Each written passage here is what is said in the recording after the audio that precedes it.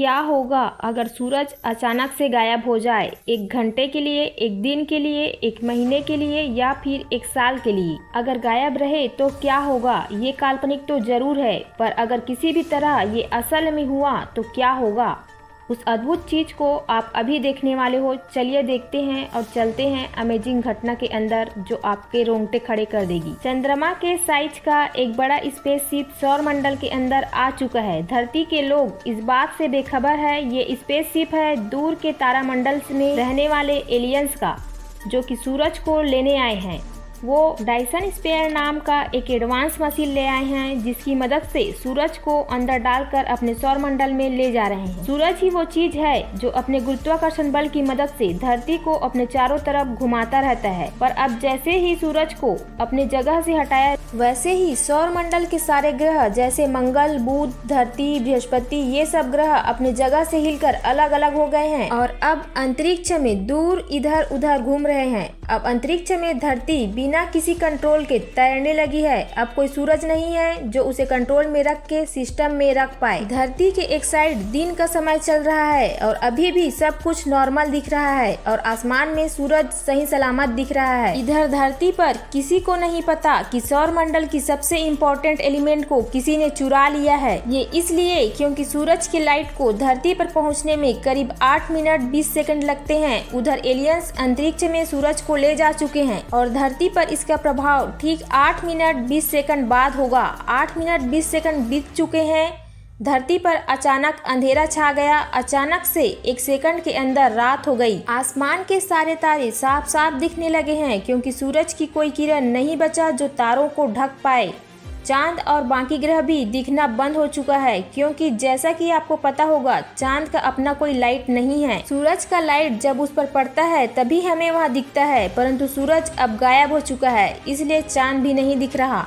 इस घटना का असर सबसे भयानक तरीके से पेड़ पौधों पर पड़ा है। सूरज की किरण की मदद से पेड़ पौधे जिंदा रहते हैं। एक प्रोसेस चलता था जिसे प्रकाश संश्लेषण कहते हैं, और जैसे ही सूरज गायब हुआ अब लाइट नहीं है, इसलिए पेड़ पौधे ऑक्सीजन नहीं दे पा रहे हैं। अब 1 घंटे बीत चुके हैं। आधी दुनिया को समझ नहीं आ रहा कि आखिर ये हुआ क्या। जहां रात था वहां भी खबर पहुंच चुकी है कि धरती के दिन वाले साइड में भी रात हो चुकी है। पूरी दुनिया इस घटना से हैरान है। टेम्परेचर धीरे धीरे गिरने लगा है। धरती धीरे धीरे ठंडी होनी शुरू हो गई है और धरती के अंदर का जो कोर है उसके चलते धरती अभी भी अच्छी खासी गर्म है। अब 24 घंटे बीत चुके हैं। सभी सूर्योदय की उम्मीद कर रहे हैं, पर सुबह के 8 बज गए पर अभी तक कोई सूरज नहीं निकला। सरकार भी कुछ नहीं कर पा रही, क्योंकि ये घटना इंसानों के हाथ में नहीं है। अब तापमान 8 डिग्री सेल्सियस तक नीचे गिर गया है। कुछ पेड़ पौधे और जानवर अचानक से बदलते इस मौसम के चलते कमजोर होना शुरू हो गए हैं। सारा सिस्टम नष्ट हो चुका है, पर समुद्र के अंदर के जो जीव हैं उन्हें कुछ बदलाव नहीं दिख रहे हैं। इनके लिए उनकी दुनिया अभी भी वही है। अभी भी जगह जगह पर थोड़ी गर्मी बची हुई है, क्योंकि धरती के वायुमंडल की एक खासियत ये है कि वो सूरज से मिली गर्मी को कुछ दिनों के लिए अपने अंदर रख सकता है, जिसके चलते ऐसी नौबत नहीं आई हर जगह बर्फ ही बर्फ हो जाए। पर ये स्टोर गर्मी सूरज के बिना 3 या 4 दिन रह सकता है, पर अब 7 दिन बाद 7 दिन बीत चुके हैं। अभी भी धरती पर अंधेरा छाया हुआ है और तापमान माइनस में पहुंच गया है, -20 डिग्री सेल्सियस। जिसका डर था वही हुआ। 0 डिग्री में पानी बर्फ बन जाता है, पर अब पूरी दुनिया का टेम्परेचर -20 डिग्री सेल्सियस है, इसलिए अब पानी लिक्विड तरल रूप में मौजूद नहीं है। टीवी और इंटरनेट अचानक से बंद हो गई है, क्योंकि सैटेलाइट जिसे सूरज की रोशनी से पावर मिलती थी सोलर पैनल के जरिए, उनकी पावर ऑफ हो गई है। किसी तरह वो हाई पावर बैटरी की मदद से वो 7 दिनों तक चल गई, पर वैज्ञानिकों ने ये कभी नहीं सोचा था कि सूरज नहीं रहेगा। ऐसा भी दिन आएगा। उन्होंने बैकअप प्लान नहीं बनाया था। दुनिया के जितने भी समुद्र और नदियां हैं सारी की सारी अब जम चुकी है। -20 डिग्री सेल्सियस तापमान के चलते पूरी दुनिया की बिजली अब चली गई है, क्योंकि जिस डैम के पानी से बिजली बनती है वो अब जम चुके हैं। मोबाइल फोन टावर भी ऑफ हो चुके हैं और लैंडलाइन फोन भी बंद हो गए हैं, क्योंकि इस दुनिया में सबको ऑन रखने वाली बिजली अब गुल हो चुकी है। सिर्फ कुछ ही जगह पर बिजली बची है, जहाँ पर दूसरे माध्यम सिस्टमों से बिजली बनाया जाता है, पर धरती का पूरा सिस्टम इधर से उधर होने के चलते ये भी कुछ ही दिनों में बंद होने वाले हैं। लोग अपने रिश्तेदारों से फोन पर बात नहीं कर पा रहे हैं। इंटरनेट और फोन से जुड़ी अब वही दुनिया पूरी तरह से डिस्कनेक्ट हो चुकी है। ज्यादातर पेड़ पौधे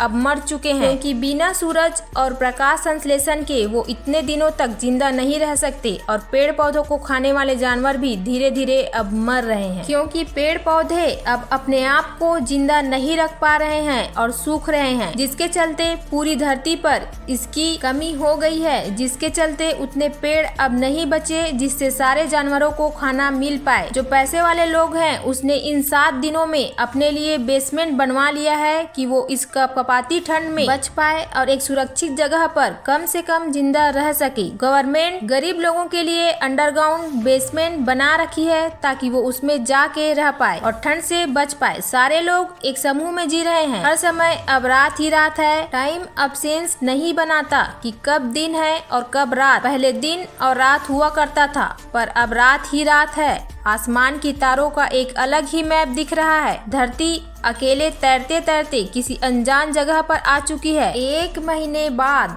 धरती ठंडी और ठंडी होती जा रही है।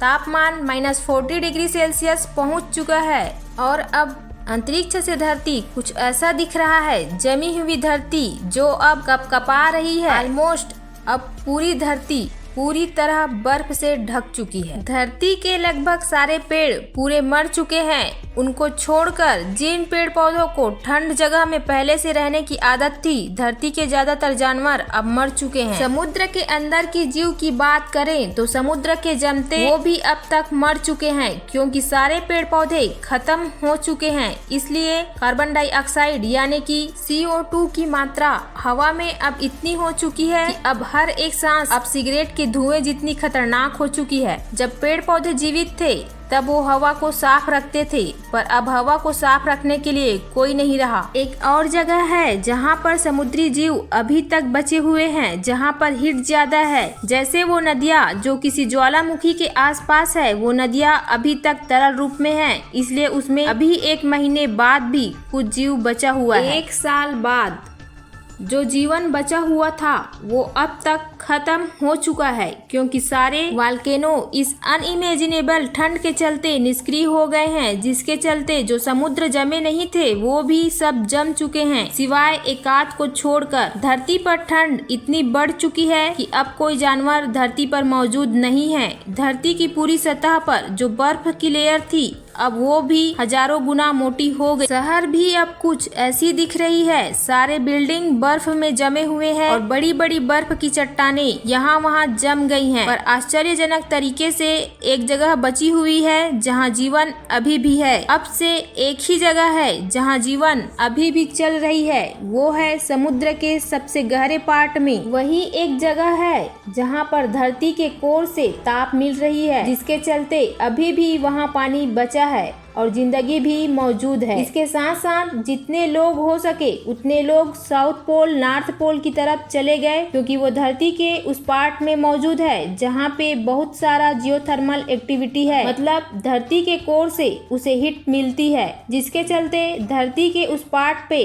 हल्की सी गर्मी मौजूद है। 1000 साल बाद 1000 साल बीत चुके हैं और अभी तक सूरज नहीं निकला। धरती की आबादी खत्म होते जा रही है, क्योंकि धरती पर ना ही कोई पेड़ है और ना ही कोई जानवर। लोगों के पास खाने का कोई सोर्स नहीं बचा है। धरती में अब ऑक्सीजन की मात्रा अब ना के बराबर है। 1100 साल बाद और 100 साल बीत चुके हैं। धरती का तापमान -160 डिग्री तक पहुंच गया है। इस तापमान में इंसानों का कुछ ऐसा हाल हुआ है। 1100 साल बाद अब धरती अंतरिक्ष में तैरते तैरते एक अनजान नई जगह में आ गई है, सौर मंडल से बहुत दूर। और इधर दूसरे साइड बृहस्पति, शनि, मंगल, बुध सारे ग्रह अरबों किलोमीटर दूर दूर हो चुके हैं। धरती फाइनली अब 1100 सालों में तैरते तैरते उस जगह आ गई है जहां पर अंतरिक्ष के रैंडम एस्टेरॉइड अब धरती से टकराना शुरू हो गए। अंतरिक्ष में तरह तरह के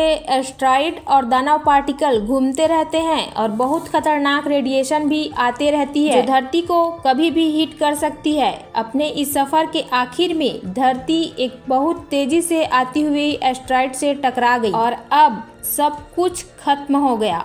और अगर ये नहीं भी हुआ तो धरती अरबों सालों तक ऐसे ही घूमती रहेगी और इस बात की भी चांसेस है कि कोई ब्लैक होल धरती को अपने तरफ खींच ले। पर दुखी होने की जरूरत नहीं है दोस्त, ये सिर्फ एक कल्पना है। असल में धरती हमेशा सूरज से बंधी हुई होगी, पर इससे हमें ये जानने को मिलता है कि सूरज हमारे लिए कितना जरूरी है और सूरज ही वो वजह है जिसके चलते धरती पर जीवन संभव हो पाया है। सूरज के बिना धरती कुछ नहीं, इसलिए इसे भगवान का दर्जा दिया जाता है। इस कहानी में एक साइंस में क्लियर करना चाहूंगी जो मैं शुरू में बोली कि सूरज जाने के बाद भी 8 मिनट तक लोगों को आसमान में सूरज सही सलामत दिखेगा, पर ये भला कैसे? असल में लाइट को ट्रेवल करने में समय लगता है। अगर मंगल ग्रह पर आपका कोई दोस्त है और वो वहाँ से आपको हाय करता है तो आपको वो धरती पर 3 मिनट बाद दिखेगा। मतलब अगर रात को दूरबीन से अगर आप मंगल ग्रह को लाइव देखो तो असल में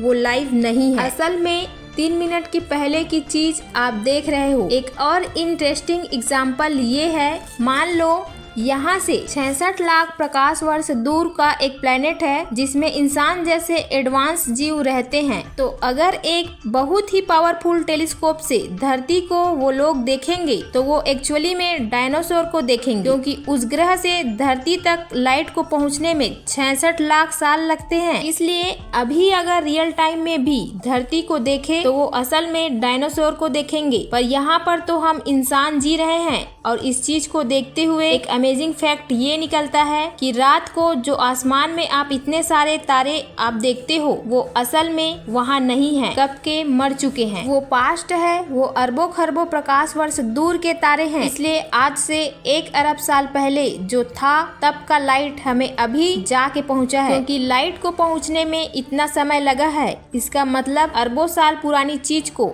हम अभी देख रहे हैं। अभी इस समय में वहाँ क्या होगा ये कोई नहीं जानता। जो आप देख रहे हो वो पास्ट है। आसमान में शाम के वक्त जो आप लाल सूरज देखते हो वो असल में 8 मिनट पहले का दृश्य आप देख रहे हो। लाइव सूरज को देखते हुए भी लाइव सूरज को नहीं देख पाते। बड़ी अमेजिंग बातें हैं ये वीडियो आपको कैसा लगा नीचे कमेंट जरूर करना, लाइक और शेयर जरूर कर देना। और अगर आपने अभी तक इस चैनल को सब्सक्राइब नहीं किया है तो सब्सक्राइब जरूर कर ले।